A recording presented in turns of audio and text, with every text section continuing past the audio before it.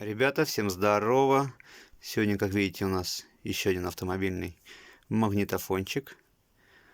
То есть, название заметили. Крунг 301 стерео. То есть, его еще не скрывал, несколько винтов открутил, но не стал до конца раскручивать, самому интересно. То есть, ГОСТ 81 это года, понимаю. Дата выпуска 85-го. Май 85-го. Автомобильный магнитофонный проигрыватель. То есть вот так вот он выглядел. Где-то вот тут один винтик у меня остался. Сейчас я его вскрою. Надеюсь, все выскочит.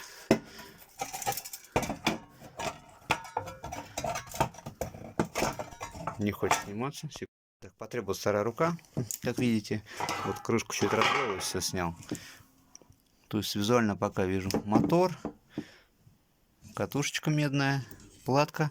Ну, по виду прям советская. Возможно, это с импортом вместе сделано. С другой стороны выглядит вот так вот. То есть особо пока выдающегося ничего нету. Зеленое что-то.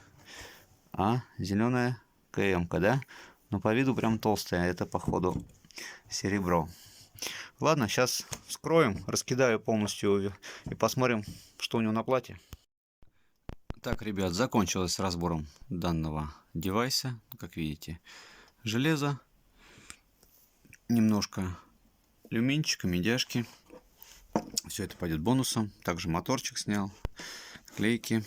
Ой, наклейки. Ну, сами этикетки алюминиевые. Моторчик скрыл. Моторчик вот так вот из себя выглядит. То есть пытался выбить, ну, с вала. То есть ударил в корпус.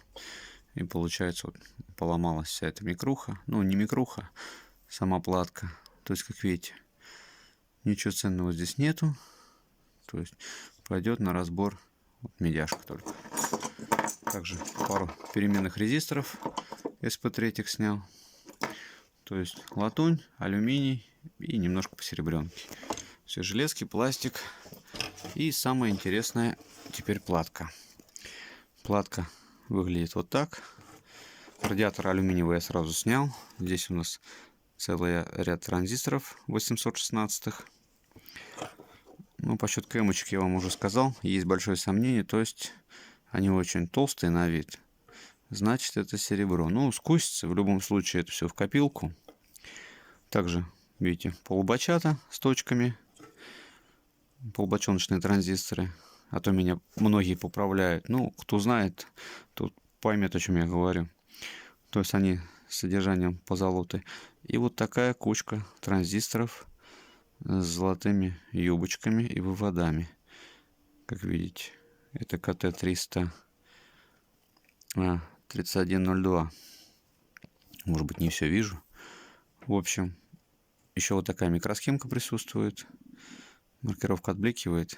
К157. Вывода у нее позолота. 315 один. Вон он, второй спрятался. Тоже с позолоткой.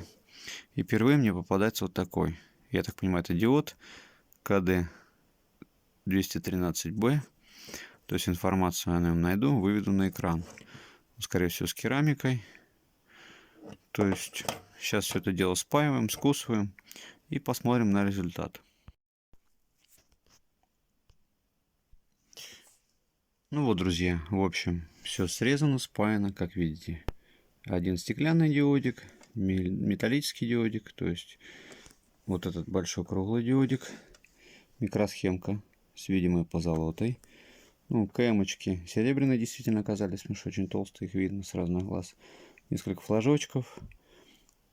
4 КТ-315, они уже не приемные, потому что ход 85, они до 83. Также спаял транзисторы, как видите, ножки длинные, отлично, позолоченные. Полубочоночный транзистор срезал. И вот КТ-816. То есть, как видите, еще раз напомню, то есть скусываете, чтобы ножки остались, то есть с ним. Их принимают поштучно. Если вы скусите полностью и останется вот одна лопаточка с центральной ногой, то есть ценник, соответственно, упадет.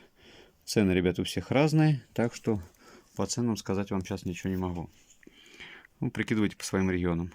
Все, друзья, кому разбор понравился, пальчик вверх. Кто не подписан, подписываемся. Все, всем удачи, всем пока, до новых разборов.